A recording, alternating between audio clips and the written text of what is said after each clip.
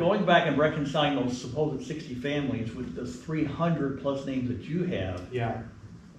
how's that come into play? I'll tell you how that works. There was a Webb in his book. I'm just going to hold it up. Webb in his book said that there's a sufficient evidence among the old timers in both Kentucky and Maryland about this colonization league that said, let's go colonize Kentucky, and that they got 60 families who signed up, literally signed a document saying, we will move out to Kentucky within a set period of time. It had to have been only probably 3 years. Right. And they signed it and said, we'll move out.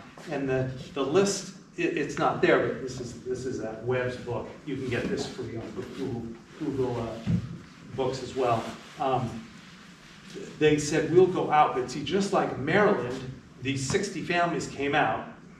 But like Maryland, after that, then there was just a flow of people come from England to Maryland, and later from Maryland to here.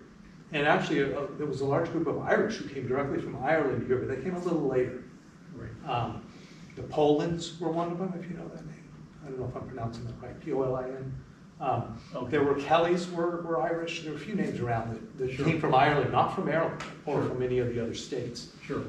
And so the 60 really were here by 1787. There were, really by the end of 1787, there were 100 at least 100 families. It might have been 150. There's a problem in that there was a group that came out.